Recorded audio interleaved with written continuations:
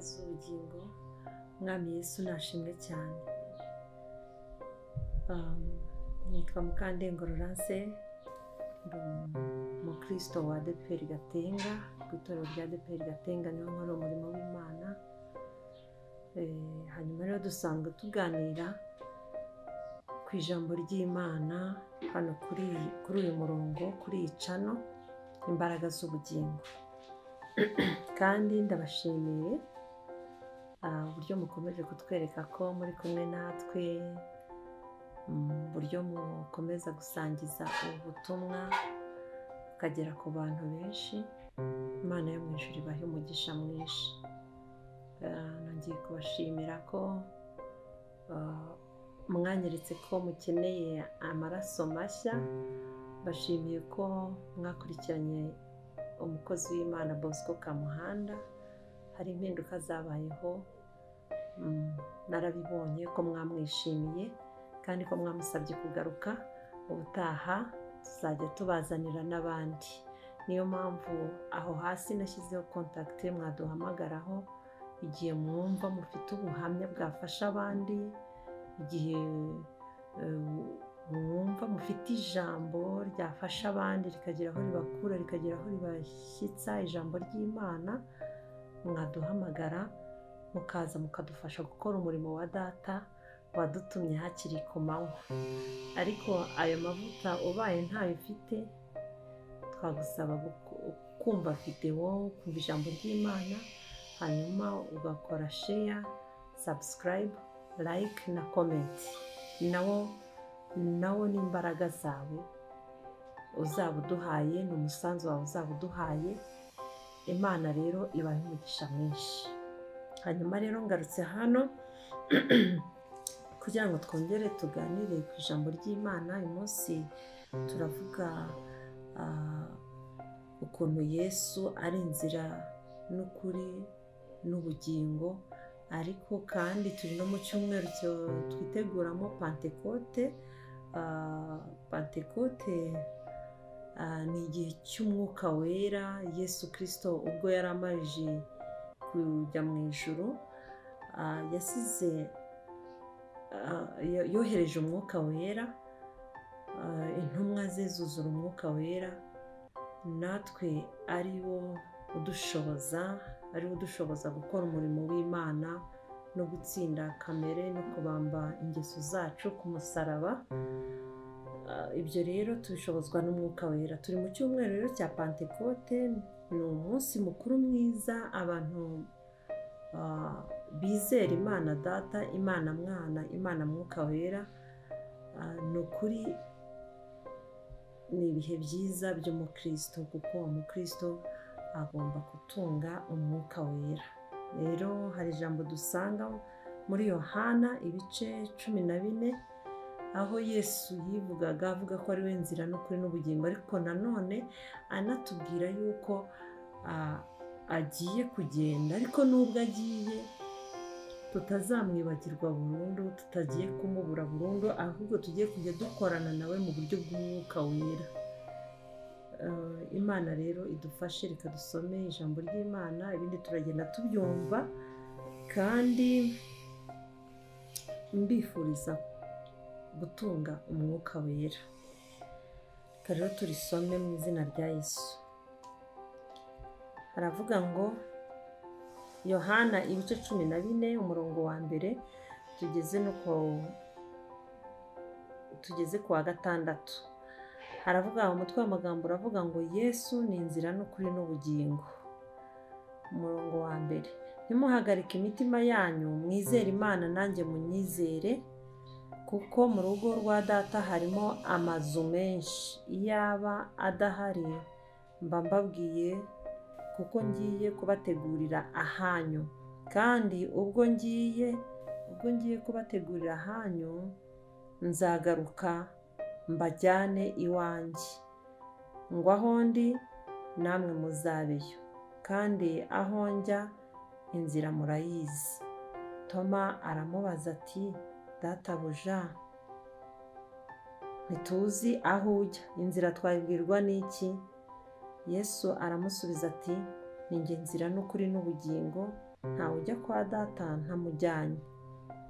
Umurongo wa 7 nawo tuwusome, haravuga ngo iyaba mwaramenye muba mwaramenye na data, uhereye none muramuzi kandi mwamurebye. Imana yacu ishimwe cyane. Turaza gusoma n'undi murongo, ariko reka tubanze dusobanureho gatoya aya magambo Yesu yagiranye n'abigishwa be. Hakaza kubonekamo uyu mugabo witwa Toma. Hasi hari ukuntu yagiye ba Filipo nabo bagiye bamubaza nawe akabasubiza. Aha cyari ikiganiro yari agiranye n'intumwa ze, ariko arimo azisezera azibwira ko agiye kujya mu ijuru. Nuko rero aravuga ati ariko ntimuhagarike imitima yanyu, mwizere Imana nanjye munyizere. Mu rugo rwa data hariyo amazu menshi. Mu by'ukuri umwami Yesu ngo we kuko yari yarabanye n'abigishwa be, bo bagiriwe amahirwe yo kubana nawe imbona nkubone, kandi akibana nabo yakoraga imirimo itangaje. yazuye abapfuye, yavuraga abarwayi bamaze igihe kirekire, indwara zananiranye. Yanagiye akora no mu buryo bufatika, aho ageze hari inzara akagaburira abantu bakarya bagahaga. Yigisha abantu umusangiro, yigisha abantu urukundo, akora imirimo myiza yo kwitanga, abwiriza ubutumwa bwiza. Ariko byose icyo namukundiraga Yesu, cyangwa icyo nkomeje kumukundira, ni uko nta na kimwe yigeze akora mu izina rye, ahubwo ngo yagikoraga mu izina rya Data wa twese wamutumye. Yesu rero yatwigishije kubaha Imana, yatwigishije kubaha aho dukomoka, abo dukomokaho. Nawe rero yahaga agaciro Data wa twese kuko niwe yakomotseho, niwe wari waramutumye, amutuma ku b'isi ari bo twebwe, kugira ngo aduhe agakiza, atwegereze Imana. Imbuto rero Yesu yabibye icyo gihe nizo natwe twakuriyemo, nizo nawe wakuriyemo, nizo zakumenyesheje iby'ubu bugingo. Ariko Yesu yavuze ijambo rikomeye, aravuga ngo mwizere Imana nanjye munyizere. Iyo umuntu atizera rero nta kintu gikoreka. Ubundi ngo kwizera ni intwari ikomeye. Kwizera ni intwari ikomeye. Icyo wizeye, ushobora kwizera ikitari kiriho kikabaho, ushobora kwizera icyari kiriho kikubangamiye kigakurwaho, kubera imbaraga ziba mu kwizera. Ariko byose ukizera ko, ukabyizerera muri Kristo Yesu ufite ubutware n'ubushobozi n'imbaraga ze zose. Niyo mpamvu rero yabwiye abigishwa, baravuga ati mwizere Imana, mwizere ko Imana ishoboye, mwizere ko Imana iriho, izahoraho, yahozeho. Mbese ni Imana idahinduka, ni Imana itazayorangiza garanti, ni Imana ishobora byose. Muyizere nanjye munyizere. Hari ibyo nakoreye imbere yanyu murabibona, nanjye munyizere. Mwizere ko nubwo ngiye gukurwa muri mwebwe, nubwo ngiye gupfa, ariko mwizere ko kuzuka kwanjye kuzazukana ibintu by'imbaraga, ko nzazuka nyuma y'iminsi 3 nkajya kwa Data, nkabana nawe ibihe byose. Kandi atubwira ijambo rikomeye, aravuga ati mwizere Imana nanjye munyizere. Kwa Data hari amazu menshi. Mbese naje mu isi kugira ngo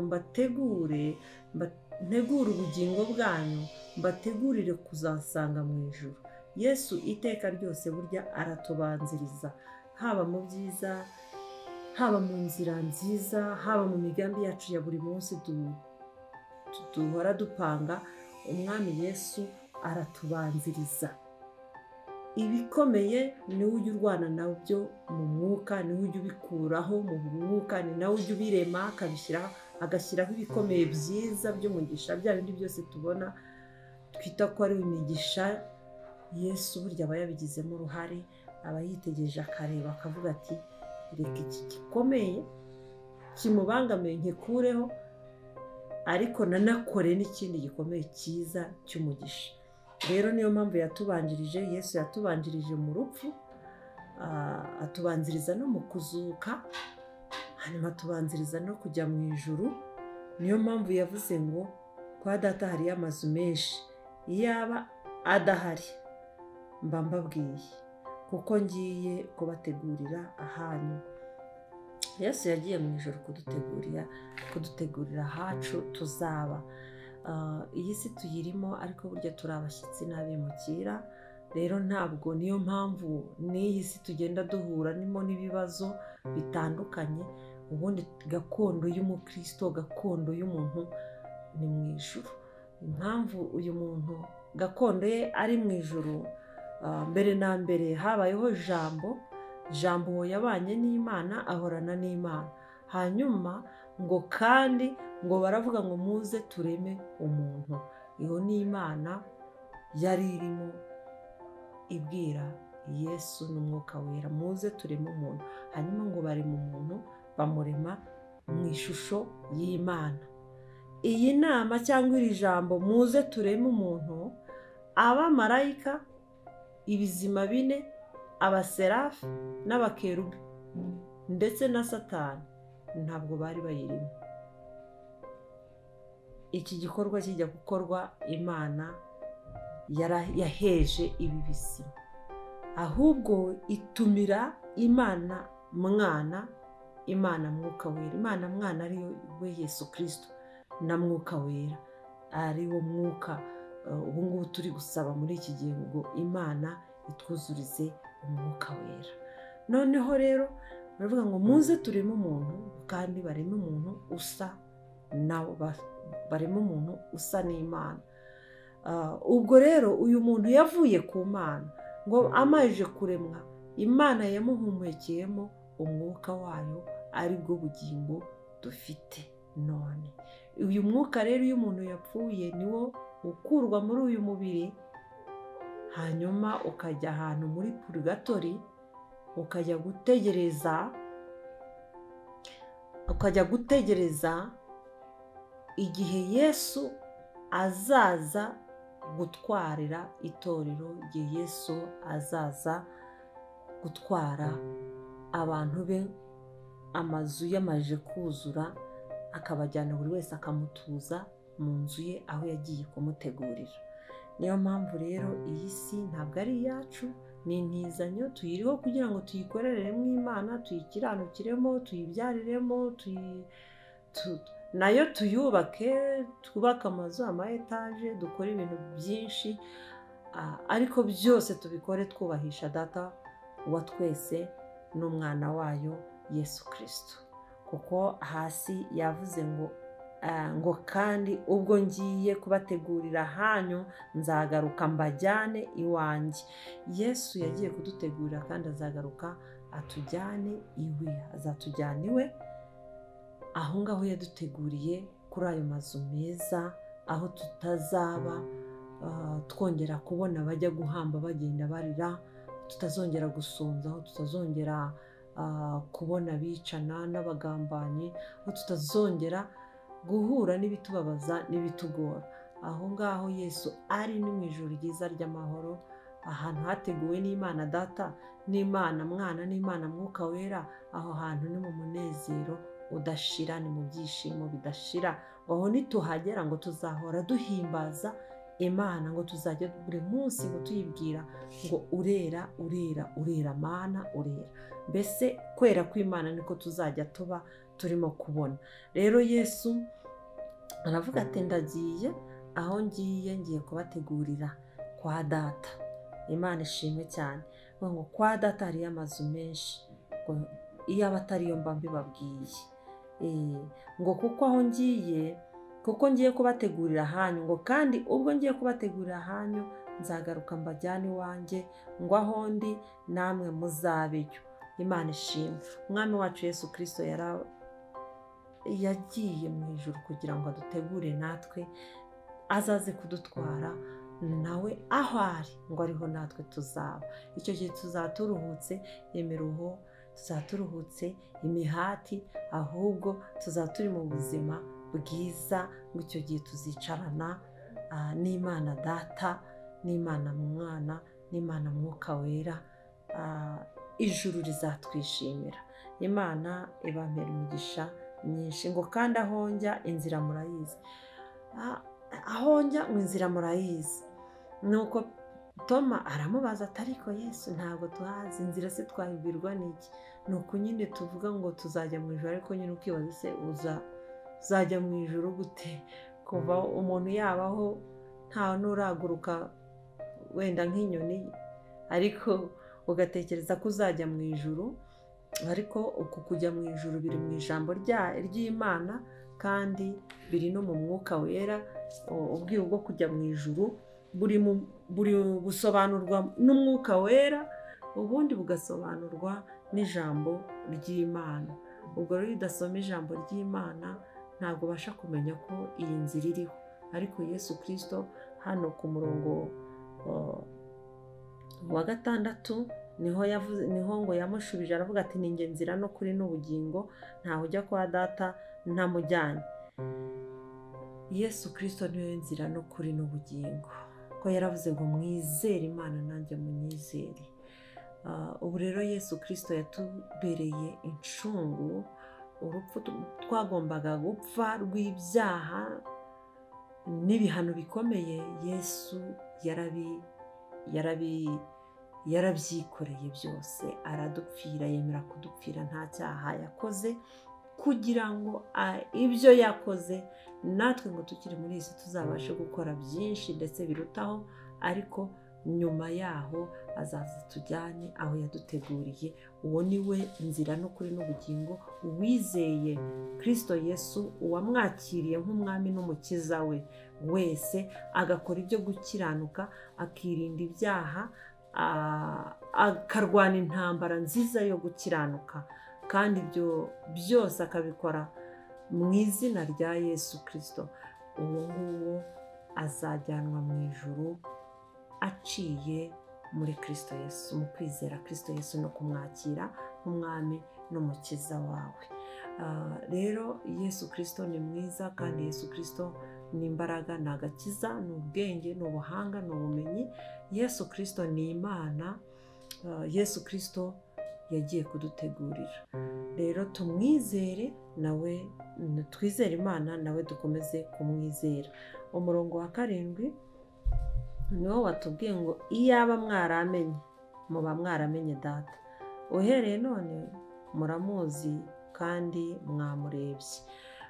Ni ukuvuga ngo aba bantu iyo baba barizeye Yesu Kristo mu mbaraga ze zose, nk'uko yazibagaragarizaga no mu bitangaza yakoze no mu kuzuka, buriya waganira nabo yari atarapfa, wenda imbaraga z'umuzuko wa Kristo Yesu bari batarazibona, ariko n'ibyo yari yarakoze ubwabyo byagaragazaga ko arimo akora imirimo yo mu mbaraga z'Imana ishobora byose. Kuko hari aho yageze asanga umurwayi ngo ku kidendezi cy'i Betsaida, ngo hamaze imyaka 38, ngo iyo izuba ryavaga ryaramusangaga, n'imvura yagwa ikahamusanga. Noneho muri icyo kidendezi ngo iyo cyihindurizaga, ngo marayika ukiza iyo yakizagamo ngo cyarihindurizaga, ngo noneho abarwayi bafite abarwaza bakabanagamo, uwo banazemo bwa mbere akaba ari ukiri indwara. Uwo murwayi rero Yesu yasanze aho ngaho, ngo ntabwo yari afite umurwaza, ntabwo yari afite umujugunyo mu kidendezi ngo akire. Noneho Yesu rero arahanyura, ahanyuze arahamusanga, ahageze aramubaza ati urashaka ngukorera iki? Kwiheba kwiwe kwari kwarabaye kwinshi, aramubwira ati ariko se mwami, ati abandi barwayi bafite abarwazi iki iyo marayika aje babanaga mu kidendezi, njye singira unagamo. Aramubaza ati urashaka gukira? Undi ati ndabishaka. Ati korera uburiri bwawe utahe. Atamukozeho nta paracetamol, nta rushinge, nta consultation yindi. Consultation yabaye kumubaza ngo urashaka gukira?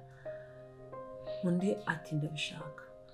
Ubwo urumva ko kwizera ko ari kumugarutsemo. hanyuma uwo mwanya umuntu ahita yikorera uburiri bwe arakira, aragenda. Ageze mu mudugudu baramubaza, umukijije aravuga ati ngewe namubonye, igikuru nuko yankijije. Yesu ashimwe cyane.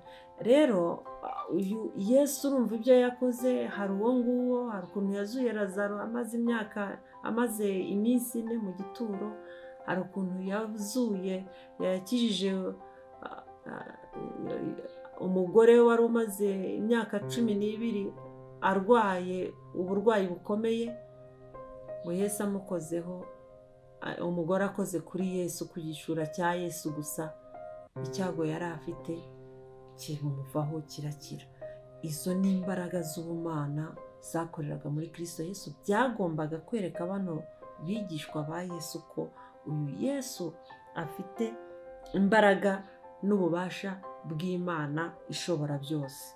Rero bagombaga kumwizera. Babonye ukuntu yatubuye imigati, babonye ukuntu yaturishije inyanja, umuraba w'inyanja arawutegeka uratuza, abwira n'umuyaga ngo uceceke, n'umuyaga uraceceka. Ibyo byari ibintu byagombaga kugaragariza ababigishwa ko Yesu Kristo ari Imana, bigatuma bizera Imana bayizerereye muri Kristo Yesu. Ariko kubera ko bageragaho bagashidikanya, niyo mpamvu bamubajije ibi bibazo. Toma yaramubwiye ati databuja inzira, yaramubajije ati databuja inzira twayibwirwa n'iki? Ariko Filipo we yaramubajije ati databuja twereke data wa twese, biraba bihagije. Rero uyu Yesu nubwo abigishwa be bari kumwe, ariko ntabwo bari bazi ntabwo bari bazi Imana, ntabwo bari bazi ko muri Kristo Yesu harimo imbaraga z'Imana, ntabwo bari bazi ko Yesu akoreshwa n'Imana. Ibyabo byari iby'ako kanya gusa, bakavuga bati Yesu yabikoze, akoze ibintu abantu batabasha, uyu ni muntu ki? Hari ibyo yakoraga bakabaza ngo mbese uyu ni muntu ki? Nk'umunsi yaturishije inyanja barabazanije ngo mbese uyu ni muntu ki? Ngo utegeka inyanja ikamwumvira, ngo n'umuyaga ukamwumvira. Urumva rero nabo barebaga Yesu bakabona afite umubiri nk'uwabo, agendesha ibirenge nkabo, bakabona aravuga, bakabona nyine bagiye kuryama nawe bakabona aryamye hariya, nimba bararyamaga kuri matora simbizi, ariko bajyaga bajya mu cyumba cyo hejuru ngo kurya, bakabona Yesu nawe aricaye arariye. Bakamufata rero muri ubu buryo, muri iyi sura y'umubiri, ariko ntibamufate mu mbaraga z'ubutware n'ubushobozi bw'Imana ishobora byose. Ntibamubone. Mbese ahari baramubonaga bakabona ko ari nk'umuntu ukoreshwa n'ikindi kintu, kuko hari aho yageze baravuga ngo ni umwami wa Zerubabeli, ariko mu by'ukuri Yesu Kristo yari umwana w'Imana. Ntibigeze banatekereza uburyo yavutseho, kuko uburyo yavutseho yari yaravuzwe n'Imana, yari yarateguwe neza, mesaje yari iriho yuko hazavuka umwana w'Imana, azitwa igitangaza, azitwa Yesu. Imana ishimwe. Ariko ibyo bintu bikahishwa amaso yabo, bakamurebera muri iyi shusho iyi ngiyi y'umuntu, ntibamurebere mu ishusho byonyine. Iyo baza kwibuka neza, iyo baza kureba ko ari umuntu wasamwe mu buryo butangaje, wavutse mu buryo butangaje, mu buryo bw'umwuka, bari kuhita bamenya imikorere y'Imana. Ariko ibyo ngibyo umwana w'umuntu ajya asa naho ibyo bintu bimurengaho, akareba ibintu bya hafi aho ngaho. Rero niyo mpamvu Yesu bamushidikanyagaho, ariko yahoraga ababwira amagambo abereka yuko ibyo abikoze ku bwa data wamutumye, ku bw'Imana yamutumye, ku bwa data wa twese. Ko yaravugaga ati ibi ntibibeho ku bwanjye data, ahubwo bibeho ku bwa data wa twese wantumye. Rero aha ngaha niho yabibwiye, arababwira ati rero ubu noneho muramumenye, data muramumenye. Igihe twagendaniye ntimwari mwakamenya Imana data, ubwo data muramumenye kandi muramubonye. Ubwo mumbonye mubonye data, ubwo mwizeye data. Imana ishimwe. Ubwo rero Yesu arababwira ati mwizere Imana nanjye munyizere. Avuga ati aho ngiye kubategurira. Yesu ntabwo yapfuye kugenda gutyo gusa, ahubwo yagiye kudutegurira. Yabanje ategura ubuzima bwo mu isi, asigamo agakiza, asigamo imbuto z'umwuka wera, asigamo abakozi b'Imana. Ariho hahandi yafashe ngo yabwiye umusamariya yabonye yasanze umuntu yakubitiwe mu nzira yenda gupfa, aramubwira ati mu buryo bw'umwuka, aramubwira ati mujyane umushyire umuntu umukuru w'icumbi, hanyuma mwomore amutunge, nzagaruka mwishyure ibyo azaba yaramutanzeho byose. Ni ubuzima bw'agakiza Yesu yadusizemo. Bidukomereza ni byinshi, shitani araturwanya akadukubita akenda kutwica, ariko ijambo ry'Imana ryatugeraho rikadukura muri uwo mubabaro, rikatujyana mu nzu y'Imana, tukakira Yesu n'umwami n'umukiza wacu, tugasanga abakozi b'Imana, tukinjira mu nsengero, tukinjira mu matorero, bakadusenya mu madini, bakadusengera. Bari abakozi b'Imana nibo bakuru b'amacumbi Yesu yasizeho ngo batubwirize iby'agakiza keza, iby'agakiza k'Imana n'ubwami bw'Imana, no kuzuka kwa Kristo Yesu, no kwimurwa muri isi tukajyanwa aho Yesu yagiye kudutegurira. Rero bari abantu bo ngo bazahembwa Yesu naza, ariko nibaye baduha ibyo kutwomora no kutubeshaho mu buryo bwa Gikristo. Aho rero Yesu niho akorera umurimo udasanzwe. Niho yabwiye abigishwa, baravuga ati aho ngiye kubategura kandi nzagaruka mbatware, nzagaruka mbajyane. Yesu rero ari mu kazi ko kudutegurira ibyiza. Agenda asarura gahoro gahoro, agasarura, ariko hari umunsi w'isarura nyirizina azaza agasarura, agatwara itorero rye, akajya kurimurikira Imana Data, akajya kurimurikira Imana ishobora byose. Hanyuma buri muntu wese bakamutuza ahagendanye n'uko Yesu yamuteguriye. Imana yacu ishimwe. Arababwira ati rero ubwo mutari mwakamenya Imana, ubwo noneho nimunyizere. Mwizere ko ubwo mwabanye na Yesu mwabanye n'Imana. Mwizere ko ibyo nakoze byose nabikoreshejwe n'Imana. Hanyuma ubwo rero ntimuzongere kuvuga ngo Imana ntimwayibonye, kuko noneho mwayiboneye mu mirimo nkora. Kuko yaravuze ngo nimutizezwa n'ibyo mbabwira, ngo mwizezwe n'imirimo nkora. Imana ishimwe. Niko yavuze ugeze hasi ahangaha, niko yavuze ngo ku murongo wa 11, niko yavuze ngo nimutizera ngo nimunyizere, mwemere ko ndi muri Data kandi Data akaba muri nge. Ariko rero nimutizezwa n'ibyo mvuga, munyizezwe n'imirimo nkora ubwayo. Imana ishimwe. Nimwizere ko Yesu ari Data, ari muri Yesu. Mwizere kandi ko na Yesu nawe ari muri Data. Kandi nimutizezwa n'ibyo ijambo ry'Imana ribabwira, mwizezwe basi n'ibyo Yesu Imana igenda ikora. Hari ibyo Imana yagukoreye byakubera ibihamya ubwabyo byuko Imana iri mu kazi. Byakwizeza imikorere y'Imana. Hari igihe warwaye, Imana iragukiza. Hari igihe wari mu kaga, Imana iragutabara. Byonyine n'uyu mwuka duhumeka, nukanguka ukumva urahumetse, ukumva uyu mwuka uracyawufite, jya uvuga ngo Imana Data iri muri njye, Imana Mwana iri muri njye, Imana Mwuka we uri muri njye. Uhimbazwe, ujye umenya ko hari igitangaza gikomeye Imana yakoze. Ibyo byonyine bikwizeze ko Data wa twese ahari kandi ko azaza kudutwara. Imana rero ishimwe. Nari mvuze ngo agenda asarura gake gake, ariko mu isarura ntabwo ni urupfu ikoresha. ubu ngubu biri gukoresha urupfu, ikaza ikadutwara, igatwara uyu munsi kandi ejo igatwara n'undi, cyangwa n'uyu munsi igatwara abangahe mu isi. Ariko ntabwo bari bagera igihe cyo kumurikirwa Imana Data. Igihe cyo baratwarwa bagashyirwa ahantu, uyu mwuka ugashyirwa ahantu hateguwe, naho bagategereza ahantu hatuje, bagategereza. Uwo munsi rero w'isarura nuza, ariwo Yesu Kristo yavuze ngo nzaza kubatwara. Uyu munsi wo kugaruka kwa Kristo Yesu, aho niho azaza kudutwarira rimwe twese tukagenda. Imana ishimwe cyane. Kandi umunsi wo kumurikwa kw'itorero uzabaho. Yesu azatwara itorero rimurikire na ba bandi bagiye bagenda mu myaka yashize n'abazaba bakiriho bose bazamukiye rimwe.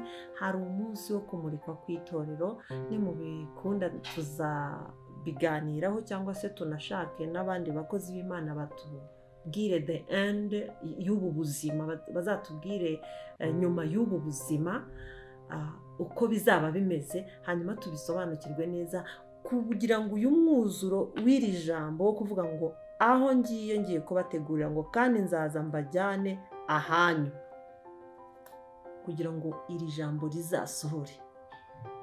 rizasohora.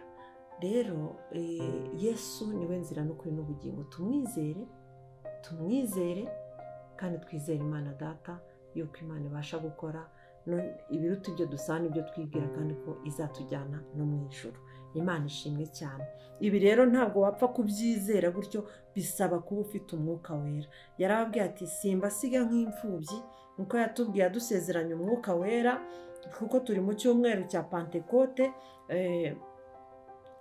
Niho yavuze ati nubwo ubwo nyine amaje kubibabwira bahinze umushyitsi bagira ubwoba, ariko arangije abonye imitima yabo ko ihagaze, ngo nuko arababwira ati ariko simbasize nk'imfubyi, simbasize mwenyine, ati nzaboherereza umwuka wera. Aravuga ngo kandi muzaba abagabo bo kumpamya i Yudaya, i Samariya, ikasikasi, ikusi no kugeza ku mpera z'isi, ngo umwuka wera nabamanukira. Hanyuma rero ku munsi wa Pentekote intumwa za Yesu zari ziri ahantu zarikingiraniye mu nzu, zivuga ati umwami Yesu yarapfuye, ubu se ko twari twarasize ibyacu tukamukurikira, noneho turabigenza gute? Ko ari we watuyoboraga iyi nzira, niko badutinyaga kubera ko twabaga turi kumwe na Kristo Yesu, abishe Yesu natwe baratwica. Mbese ngo bari bafite ubwoba, barikingiraniye mu nzu, bavuga bati ni urupfu nyine, Yesu yaradushutse adutabye mu nama, reka noneho twiyicarira ahangaha, cyokora dukomeze dusenge kuko nicyo twatojwe, dukomeze dusenge. Hanyuma ubundi nyine nta kindi, bo ntabwo bari bazi yuko umwuka wera ari bubamanukire, ariko Yesu yari abizi neza ko kuri uwo munsi wa 50 apfuye azabagira ati azabuzuriza, azabasukaho wa mwuka wera w'isezerano yari yarabasezeranyije.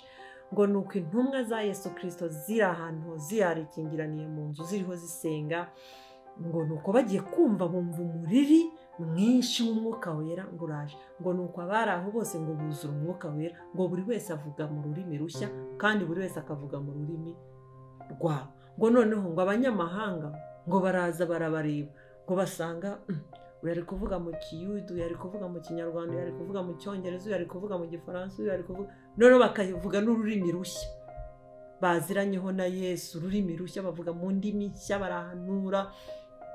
Kuko Yesu yari yarababwiye ati abahungu n'abakobwa bazarota, nako bazahanura, abasaza bazarota. Iryo sezerano rero uwo munsi nibwo ryasohoye, ngo umwuka wera arabuzura. Ngo abanyamahanga barabareba baravuga ngo cyore, ngo noneho ba bantu bagendanaga na Yesu barasinze.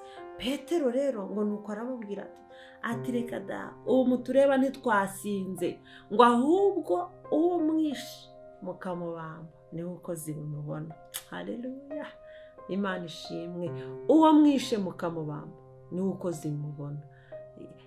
Iyo umwuka wera yaje atsinda byose, yirukana ubwoba, yirukana gushidikanya, yirukana intege nke. Iyo umwuka wera hari uhamya Kristo, ukemeza neza ku mugaragaro yuko yishwe kandi bakamubamba, ariko noneho akabakoze n'ikindi gitangaza. Yesu aracyakora.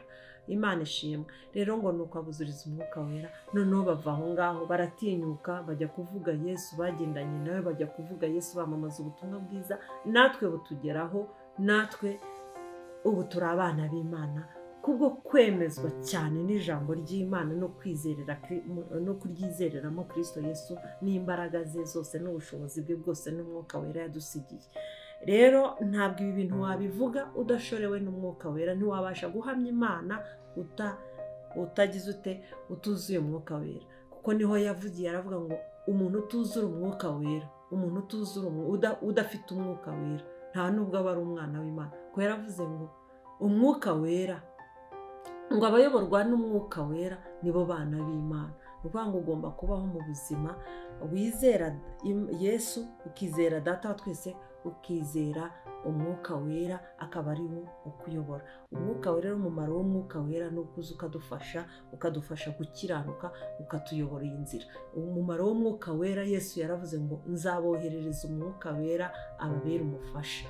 Rero ni wo kudufasha kugira ngo tubashe guhamya Imana dushize amanga.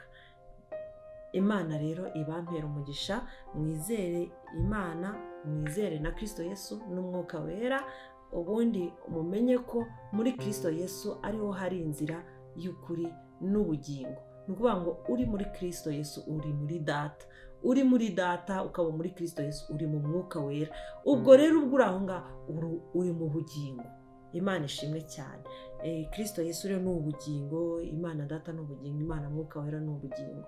Rero ngo mwizere Imana, nawe mumwizere, Data aracyakora kugeza n'ubu. Imana rero ibampera umugisha. Kristo Yesu niwe nzira n'ukuri n'ubugingo, kandi nubwo abenshi bazi ko yapfuye byarangiye, ariko yadusigiye umwuka wera ngo adufashe. Mbifurije rero kugira ibihe byiza byo kubaha Imana no kumucira bugufi Imana Data ishobora byose, no kumwizerera muri Kristo Yesu, umwijejwe n'ijambo ry'Imana. Kandi wakumva ijambo ry'Imana ritakwizeza ko Kristo Yesu ariho n'Imana Data n'Imana mwuka wera bitariho, ukamwizezwa basi n'imirimo Imana igukorera ubwayo, ugashyira mu bwenge bwawe, ugakura kuva ubayeho inzira zose waciyemo, uraza gusanga waragiye ubana n'Imana. Imana rero ibampera umugisha.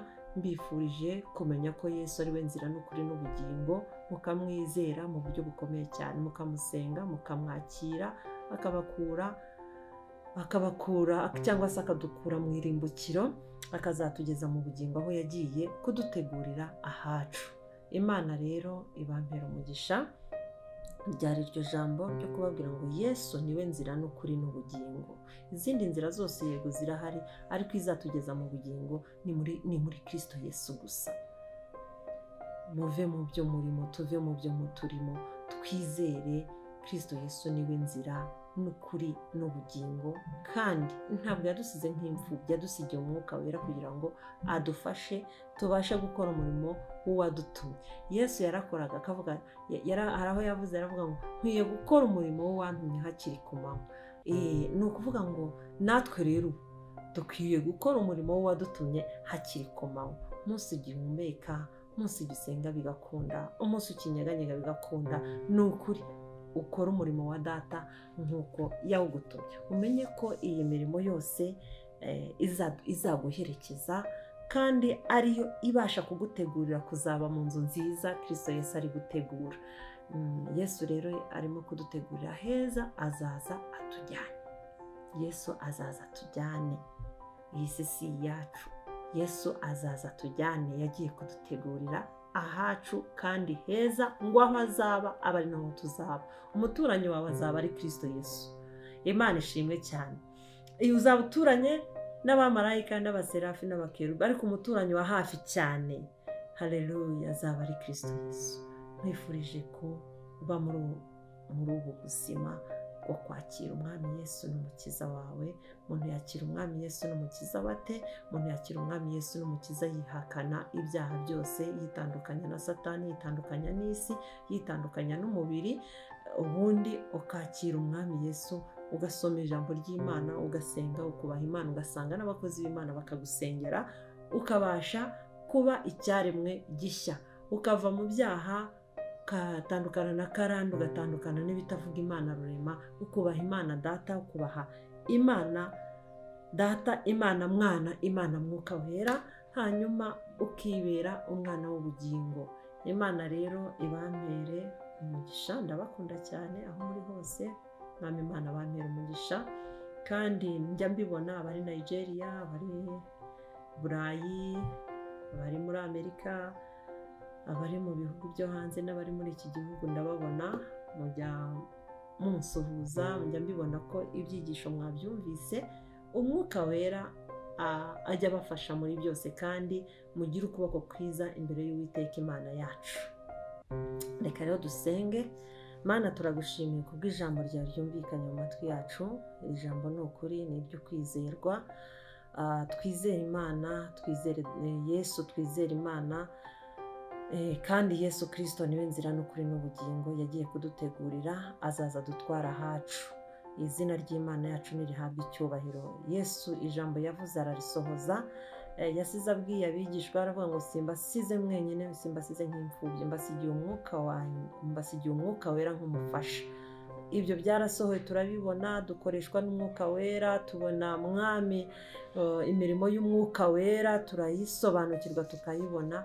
Rero ntidushidikanya yuko Kristo Yesu uri inzira y'ukuri n'ubugingo, uzadutwara kandi ukatugeza kwa Data, kuko ijambo ryawe ryatubwiye ngo nta wabasha kugera kuri Data atabanje kukunyuraho. Ni wowe nzira y'ukuri n'ubugingo, nuhimbarizwe iyo nzira waciye muri wowe kugira ngo tubashe kugera kwa Data. Mu izina rya Yesu uzatugezeyo. Natwe turagushimiye ko ukomeje kubana natwe no kudutegurira kuzabana nawe mu ijuru.